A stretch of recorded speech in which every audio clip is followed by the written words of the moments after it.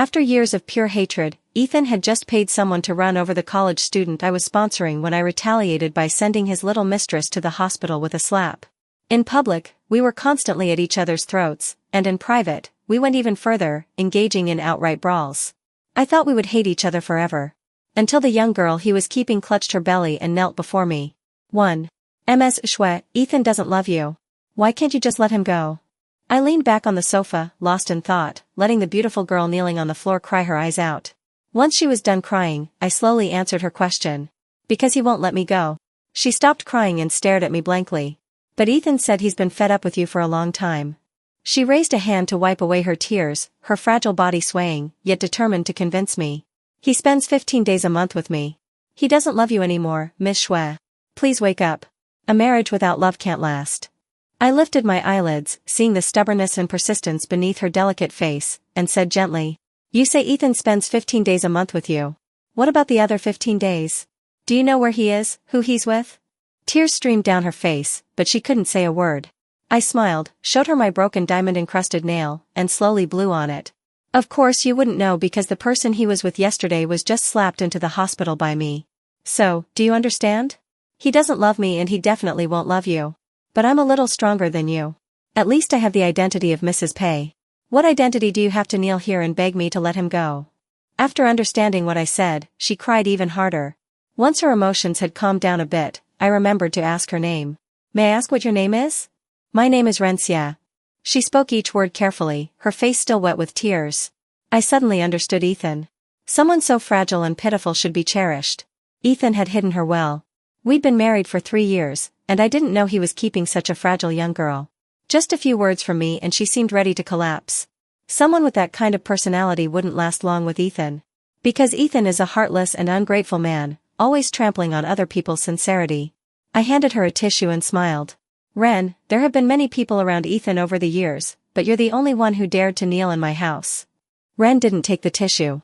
She clutched her lower abdomen, looking at me stubbornly and fragilely. But I'm different from them. I'm pregnant.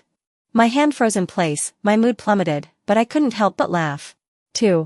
Ethan and I had almost had a child once, in the first year after Ethan's sister, Sierra Pei, died. I went to him full of joy with the test results, but he pushed me away. I still remember the hatred in Ethan's eyes. He was drunk and grabbed my shoulders, asking, Scarlett, today is Sierra's death anniversary. How can you still smile? His expression was too cold. For a long time after Sierra died in the hospital after taking a knife from me, he was always like this. He hated me for causing Sierra's death, but he couldn't bring himself to hurt me.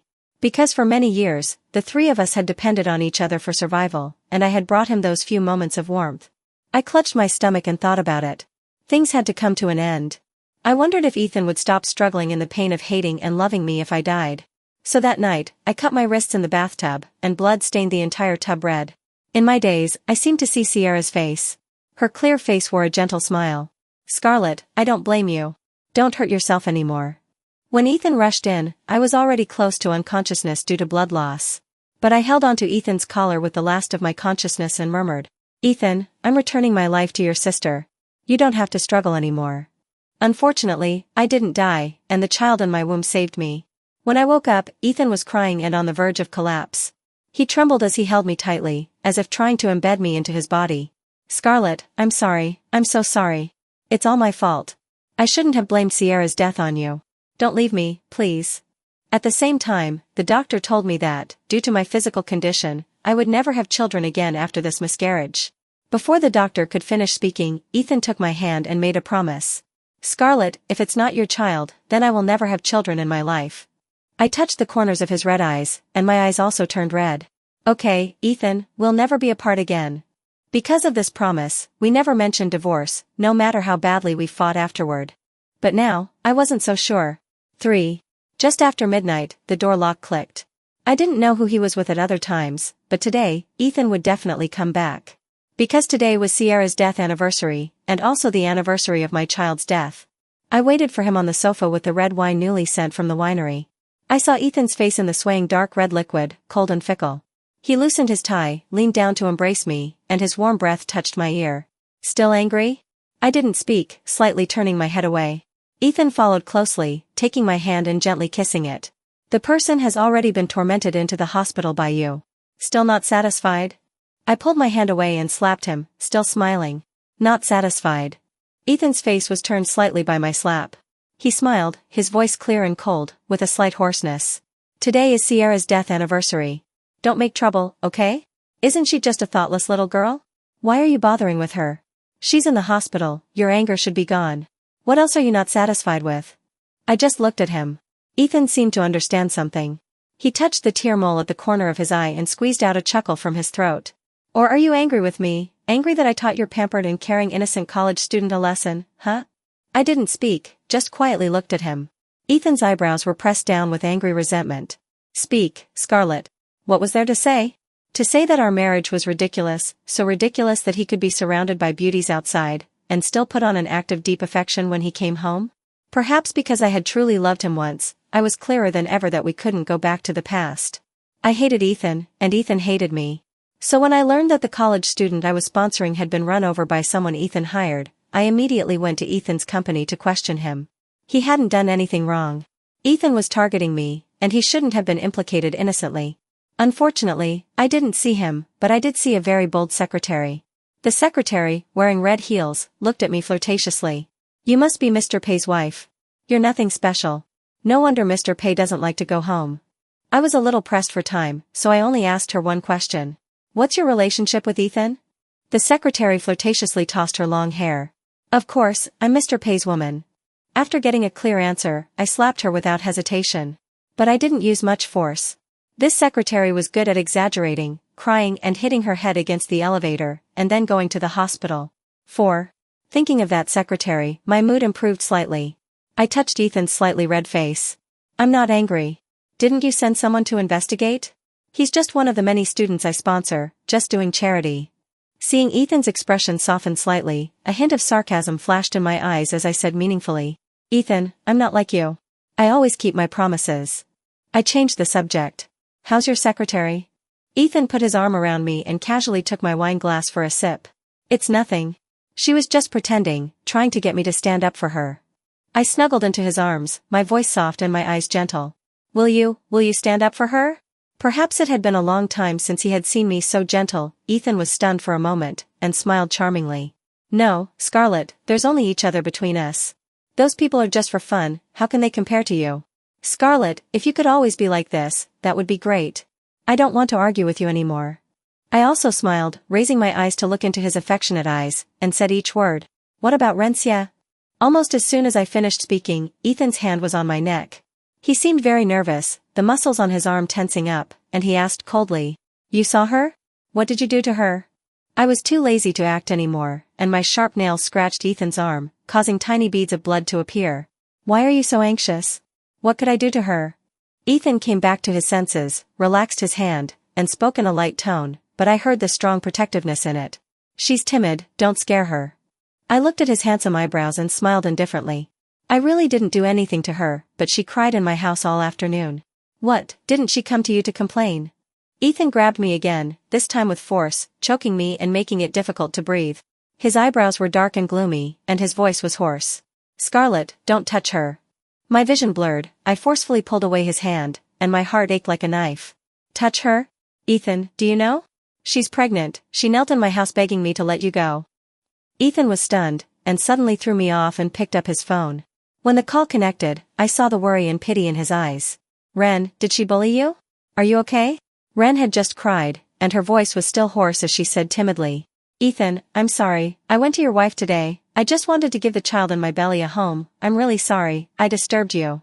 Ren sobbed on the other end of the phone, and Ethan's cold and stern eyebrows melted like ice and snow as he gently coaxed her.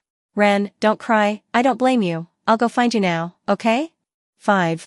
He grabbed his clothes and was about to leave, but I suddenly thought of my poor child. Ethan hated his existence, but he was so worried about Ren's child. Why?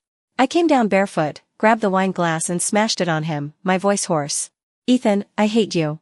The wine glass shattered on the ground, and the splattered shards cut Ethan's face. But he didn't stop, just looked back at me. I knew that my hysterical appearance must look like a madwoman. Otherwise, why would Ethan look at me with such pity? But I didn't care anymore, I was fed up with this kind of life. But I had to fight for something for my child, for Sierra. Today was their death anniversary, how could Ethan, as a brother and a father, not be there? I picked up a piece of broken glass from the ground and placed it on my wrist, and beads of blood appeared with a little force. Just as Ethan was about to turn the doorknob, I spoke, my voice very soft. Ethan, today is Sierra's death anniversary. If you leave, I'll go see her myself. Ethan turned around and looked at me in surprise, but quickly calmed down and chuckled lazily. Scarlett, the same trick only works once. Besides, a self-serving person like you, are you really willing to die? His expression was casual and contemptuous, but it was deadly, and he left without hesitation. I suddenly felt a chill run through my body, my heart ached dully, and even my breathing was trembling. We had known each other for 18 years, from 8 to 26 years old, and in Ethan's heart, I was just a self-serving person. I slowly put down the glass shards. Ethan was right, I didn't dare to die, and I didn't want to die.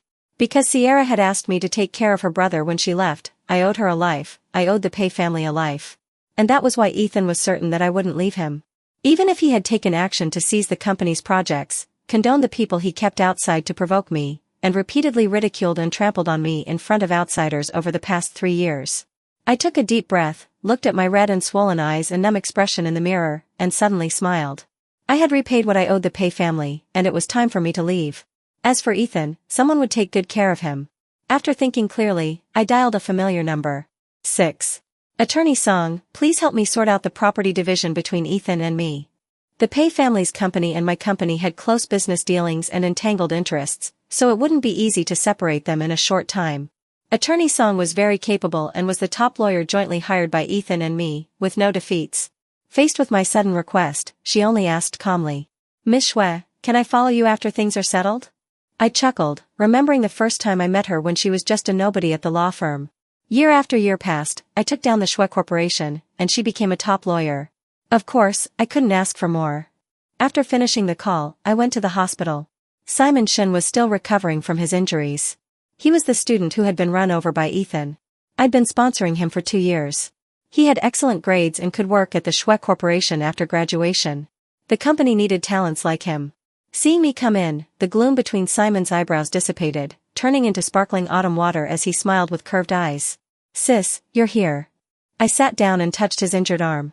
Does it still hurt? I'm responsible for this.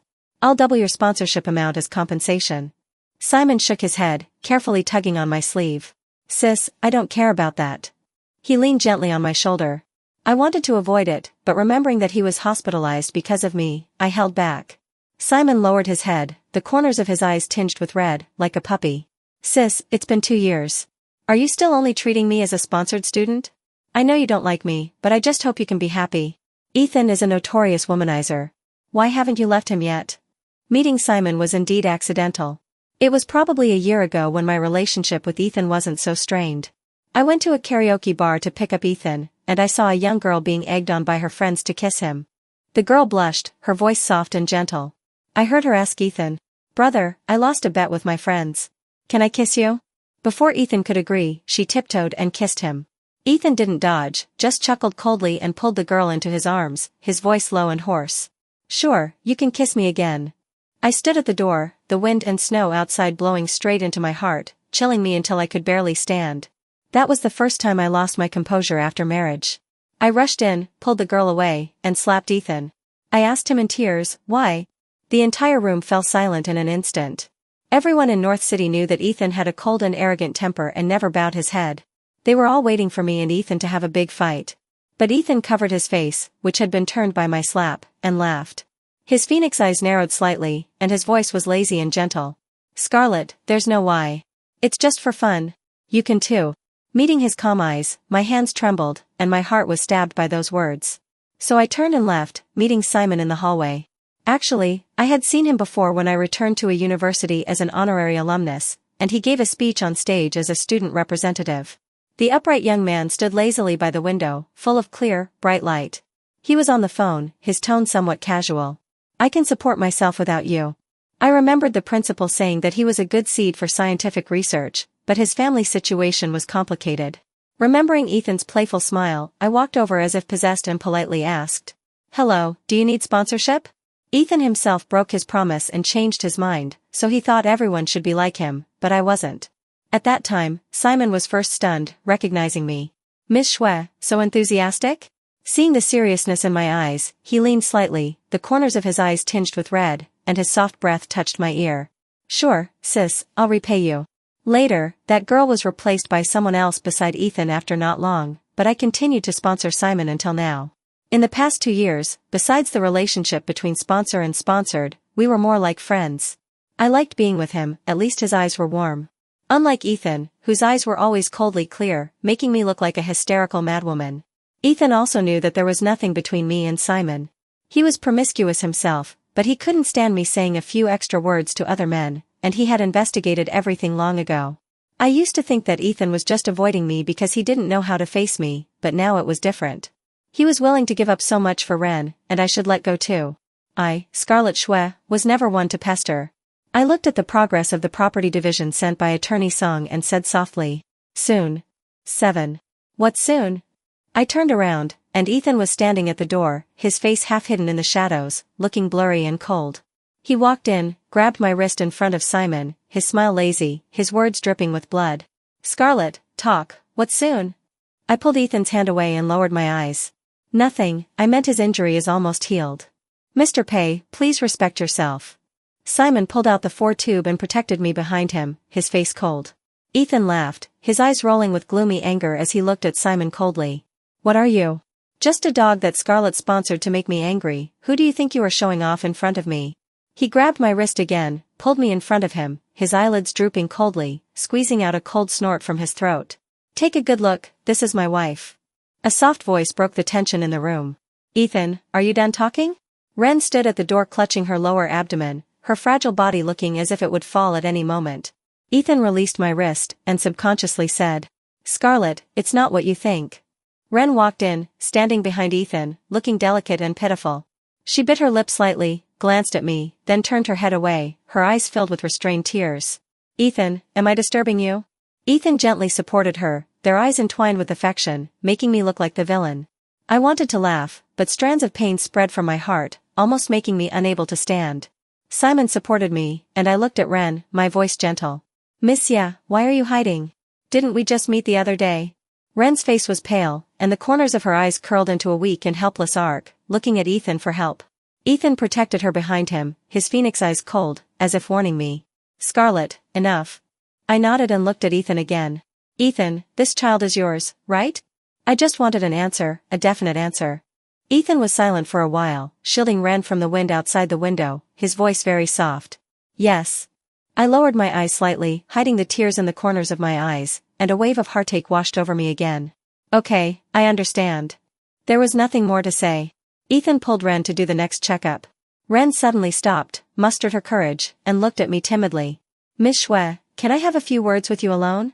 Ethan didn't want to agree, but he couldn't resist Ren's pitiful face. After she pleaded softly a few times, Ethan agreed. Ren's eyes were filled with tears as she bowed to me. "Miss Shue, I know what I did was wrong, but I really like Ethan." I stepped aside. "Like him then?" She wiped her tears, her voice thin, but her expression was stubborn. I asked, "Ethan has many women around him, but he's just playing with them. He's only thinking of old times with you, it's not true love." I didn't comment, and I had no interest in arguing with her about where Ethan's true love was. "Miss, yeah, I have things to do, I'll leave first." Ren grabbed me, her face pale but her eyes shining. "Miss Shue, I told you, I'm different from them." As soon as she finished speaking, she fainted in front of me. I subconsciously hugged her, but was pushed away heavily. I knelt on the ground, my ankle hurting terribly, my arm hitting a sharp decoration, bleeding nonstop. Ethan couldn't see any of this, his eyes and heart only on the unconscious Ren. See, this was Ethan. When he loved me, he treasured me, and would even take a knife for me. When he didn't love me, he wouldn't even blink if I died in front of him. Ethan carefully picked up Ren, his eyes red, as if he was about to cry. This arrogant and invincible man actually had such a loss for words. "Scarlet, do you have to take her life? Isn't killing Sierra enough? You won't even let the child go." Every word was a death sentence, every sentence engraved in my bones. 8. "Scarlet, don't cry, he's not worth it." Simon touched the tears at the corners of my eyes and took me to treat the injury on my ankle. I leaned against the bed, feeling dizzy, thinking about a lot of things, until Attorney Song called me. "Miss Shue, the property division has been handled, the divorce agreement and property division contract have been mailed to your home." I woke up a bit and called Ethan. "Ethan, come back tonight." On the other end of the phone was Ethan's slightly impatient and cold voice. "Scarlet, have you caused enough trouble? Ren hasn't woken up yet, what are you doing again? I interrupted him, my tone calm, simple and neat. We're getting a divorce. Ethan's voice stopped abruptly. 20 minutes later, we sat together at the desk at home. I put the divorce agreement and property division contract in front of him and smiled gently. Congratulations, Ethan, you're free. Ethan's eyes were tired, he took a deep breath and looked down at me from above. Scarlett, once or twice is fine, but it's too much to cause trouble again. I saw contempt in his eyes. Yes, it was contempt, the same contempt as the last time I forced him to stay. There were too many problems between me and Ethan. In his youth, he was fascinated by my calm and rationality, and smiled, saying that I was different from those delicate girls. As he grew older, he hated my excessive rationality, always feeling that my affection for him was based on profit. Back then, Sierra blocked a knife for me and was dying in the hospital, but I didn't rush back to see her one last time. This became the thing he hated me the most, but what could I do? If I didn't deal with things immediately, how could I seize the opponent's handle and give him a fatal blow? How could I protect the company that I had finally taken back? Ethan's parents died early, and his huge family was controlled by his uncle, who didn't care about him and his sister. I was just an insignificant illegitimate daughter of the Schwe family. If I wasn't calm and rational, how could I survive? Sierra had a congenital heart disease, and the doctor said she wouldn't live past 18 years old. I treated her like my own sister, didn't I love her? Didn't I want to save her? Ethan didn't know these things, or perhaps he knew everything, he just wanted to hate me. I swallowed my tears and signed the divorce agreement. Ethan, I'm not causing trouble with you. Ethan saw the firmness in my eyes, and he became serious, looking at me with inquiry. Is it because of Simon? Scarlett, you keep saying it's just sponsorship, what, did you develop feelings from sponsorship? I lowered my eyes and didn't want to pay attention to his madness. Ethan's eyebrows were gloomy, and his voice was cold without a trace of warmth. I don't agree. I stared at him, clenching his teeth and enduring, returning the words he once said to me. Ethan, look in the mirror at yourself now, you're like a madman, where is the way you used to be? Ethan's eyebrows were cold and fierce. Scarlett, no matter what you say, I will not agree. I laughed, my eyes suddenly sharp. Ethan, if you don't divorce me, what about Ren? What about the child in her belly? Ethan hesitated, he picked up the pen and signed the divorce agreement. Scarlett, don't regret it. Finally, he asked me. Why do you have to target Ren? What did she do wrong? I slapped him, tears falling in large drops. Ethan, listen carefully, I didn't target her, she knelt down and begged me for a divorce, and she fell herself. I knew I should be calm, the divorce agreement was signed, and I also knew that Ethan was no longer the person he used to be, but I couldn't control myself. Ethan used to protect me unconditionally, why had it become like this in just a few years? My half-brother was raised to be tyrannical and domineering, and he often publicized the fact that I was an illegitimate daughter in class. No one cared whether my mother was a mistress or deceived by a scumbag, they only listened to what they wanted to hear. Countless ridicule and scolding almost permeated my life, until Ethan appeared. He beat my half-brother into the hospital, and told everyone that I was the person he was protecting. The price was 3 demerits and a beating from his father, and he lay in the hospital for half a month. 16-year-old Ethan was unruly but willing to bow his head and coax me not to cry. 26-year-old Ethan's eyes were full of contempt, saying I was like a madman. 9. I left here overnight, I didn't want anything inside an Ethan. I booked a flight south to clear my head. Over the years, I had worked tirelessly not only for my company, but also for the Pei family's company. Now that I was no longer involved with Ethan, there was no need for me to watch over it for him. Before leaving, I spent an hour at Sierra's grave, bringing her favorite lilies. Ethan wasn't a good person, but Sierra was the gentlest girl in the world. She was born frail, and I practically watched her grow up. She always called me Sis Scarlett sweetly, asking if I was happier today than yesterday. Ethan and I met because of Sierra, and in the end, we broke up because of her. It wasn't just Ethan who couldn't get over the sudden loss of his younger sister, whom he had grown up cherishing, but also me. In my midnight dreams, all I saw was Sierra's sickly pale face. Sometimes she would say, Sis Scarlett, I'm leaving, you and my brother must be happy together. Other times she would say, Sis Scarlett, I hope you can be happy. I placed the lilies in front of her picture, smiling and crying. Sierra, your brother and I have separated, but you're still my favorite sister. When I came out, I saw Simon. His eyes shone with a smile. Sis, why didn't you call me when you went out to play? I can be your bodyguard. The school is on vacation anyway. You've sponsored me for 2 years, and it's time for me to repay you. His smile dissolved the gloom in my heart. I agreed to let him follow. I had been entangled with Ethan for 18 years. Now that I was divorced, I really should go out and see the world. The South was like spring all year round. Simon and I visited ancient temples and watched the spring waters, passing a leisurely month. Until news came from North City that Ethan was frantically suppressing the Shwe Corporation, willing to hurt the enemy 1,000 while harming himself 800. He was forcing me to go back to see him. He had gone crazy after learning that Simon and I had gone to the south, smashing a room full of things. Ren tried to dissuade him, but he scolded her, almost causing her a miscarriage.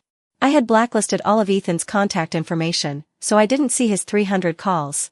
Before leaving, there was a fireworks show next to the hotel where we were staying. Simon grabbed me, his eyebrows and eyes charming as he smiled. "Sis, make a wish." I remembered the many years I had known Ethan. The wishes I made were always to be with Ethan year after year, and for Sierra to be safe and sound. Under the fireworks, I made a new wish. "Ethan, I don't want to be with you year after year anymore." As soon as I returned to North City, Ethan blocked me at the company entrance. He had lost a lot of weight in a month, and the lazy arrogance between his eyebrows had also dissipated a lot. "Scarlett, are you serious?" I walked past him, my expression indifferent. "The divorce agreement has been signed. Ethan, I'm not causing trouble with you this time." He grabbed me, almost begging. "Scarlett, don't be angry anymore." I signed the divorce agreement in a moment of anger. "I'll send Ren abroad, she'll never appear in front of you again." I frowned and shook him off. "But I'm not." "Scarlett, you don't care about me, then what about the company? Don't you care about the company you founded?" Ethan raised his voice, certain that I would turn back. But I didn't, I left him with one sentence. "Ethan, that's all you're capable of." Ethan was willing to do even things like breaking contracts to force me. The land in the north of the city was supposed to belong to me, but Ethan broke the contract at the last minute and joined forces with a rival company to seize the market. He was betting the entire company. This reckless approach was indeed something I couldn't handle in a short time. Companies in North City were afraid to cooperate with me. Ethan sent me a message. "Scarlett, come back, the Pay Corporation is yours too, I will never make things difficult for you." I blacklisted him again. 2 days later, things took a turn for the better. 10. A wealthy partner came from the capital, and I heard that he had a strong background and didn't care about these small profits, and was willing to help me. But on the day we discussed cooperation, I met an unexpected person. It was Simon, wearing a tailored suit, his youthfulness fading, his temperament luxurious and refined. "Sis, actually I have another identity, I'm the second young master of the Shen family in the capital." He carefully tugged on my sleeve, feeling uneasy. "Sis, you won't blame me for lying to you, will you? I didn't do it on purpose, I just wanted to stay by your side a little longer." So it was the Shen family that could hold up half the sky in the capital. I gladly accepted this fact. I lost a promising scientific researcher, but gained a huge business ally, it wasn't a loss. The land issue was resolved, and Ethan couldn't make things difficult for me. He got drunk and stood in front of my new house. That day, it was raining heavily. I closed the door as usual, but Ethan stopped me. He looked up, his expression fragile, his voice choked with sobs. "Scarlett, I've taken a knife for you, what has Simon done for you? He even lied to you." I smiled and stabbed him in the heart. "I won't be angry even if he lies to me." Ethan left, and Ren came to me again. She called me, her voice very soft. "Miss Shwe, can we meet at 3 p.m. tomorrow?" "What's the point of meeting? To give you another chance to faint in my arms?" Ren was choked by my words. "Miss Shwe, don't you want to know how Ethan and I met? It's related to Sierra." I became a little interested and arrived at the address she gave me as agreed. It was an abandoned warehouse. I wanted to leave, but Ren took out Sierra's diary. I still followed her in, thinking that she wouldn't dare to do anything in a society governed by law. I didn't expect her to be so bold. As soon as I went in, several hooligans with dyed hair stared at me menacingly and tied me up without saying a word. Ren touched her belly with a worried expression. "Miss Shwe, don't be afraid, I won't hurt you, I just want Ethan to see his own heart clearly." She looked up slightly, looking at the bright sunlight outside, muttering to herself. "In such a critical situation, he will definitely choose me. He hasn't paid attention to me these days, just because he hasn't seen his own heart clearly." What a madwoman. The hooligans tied me and Ren together, putting a knife to each of our necks, and letting Ethan choose. I sighed deeply, not saying a word. Ren was in tears, as if extremely scared, clutching her belly and weakly shouting, "Ethan, I'm scared." While Ethan was hesitating, I quietly untied the rope and turned around to knock the dyed-haired hooligan behind me to the side. "Relying on the mountain will collapse, relying on the water will flow, the only one who can save you is yourself." In the chaos, someone really took action. Seeing that the knife was about to stab into Ethan's heart, I gritted my teeth and braced it with my shoulder. Blood flowed all over the ground. Ethan pushed Ren away and trembled as he supported me, his eyes full of panic. Scarlet. Before passing out, I used the last of my consciousness to say. Don't overthink it, this knife is my repayment to you. You and I really have nothing to do with each other. Ethan, I won't show mercy next time. When I woke up, Simon was guarding the bedside, and Ren was kneeling on the ground crying with a slap mark on her face. Ethan lowered his head, his eyes full of tears. Scarlet, it's my fault, I thought she was doing this to save me. It turned out that seeing the blood scared all the hooligans, and they confessed everything, including the incident a few months ago. Ren's child was not Ethan's. Ren was Sierra's classmate. She had a crush on Ethan and wanted those hooligans to drug him and get pregnant with his child. As a result, Ethan preferred to crash himself bloody than touch her. In desperation, she and a hooligan tried to have sex and pretend that she drank the drugged wine for Ethan. Ren was also clever. If the child was really Ethan's, there was a high probability that Ethan would make her have an abortion and then send her away. But if she was defiled and had a child to save Ethan, Ethan would feel guilty for her for the rest of his life. 11. After learning the truth, Ethan was depressed for a long time. Ren cried and made a fuss, and wherever Ethan went, she made trouble. The most recent time was at my birthday party. I didn't invite Ethan, but he came uninvited. He didn't say anything, just sat next to me and watched me, his eyebrows bleak and gloomy. I could bear it, but Simon couldn't. He licked the wine from his lips, his tone cold and harsh. Sis, that pig guy really doesn't know what's good for him.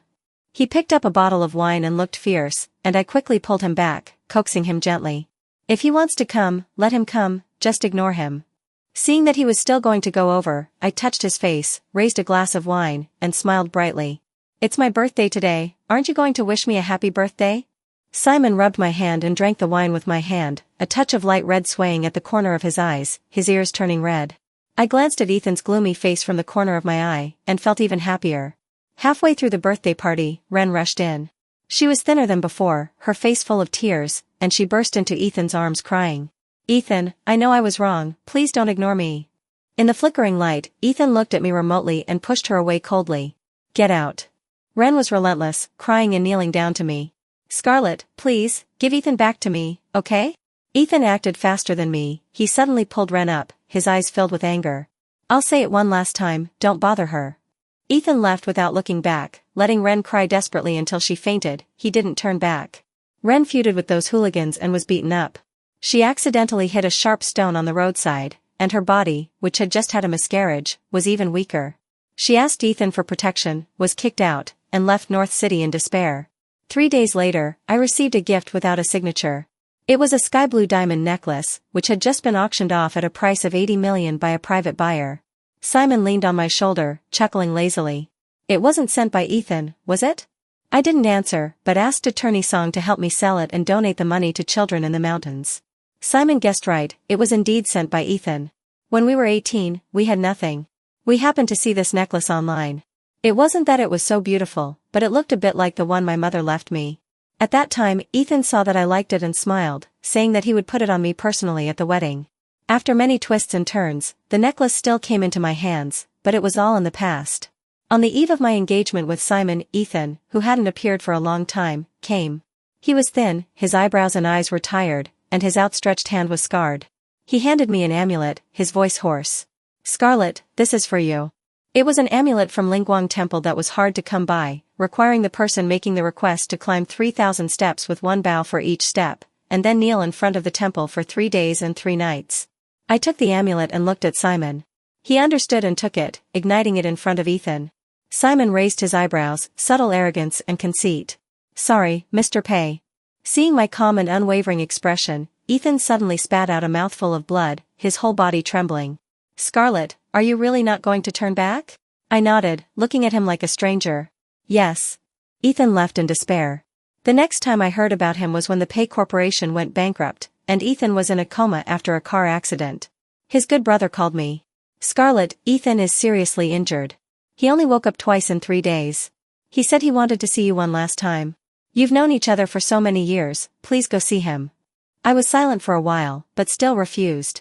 Later, Ethan didn't die, but his legs were paralyzed, but these had nothing to do with me. I, Scarlet Shue, never looked back.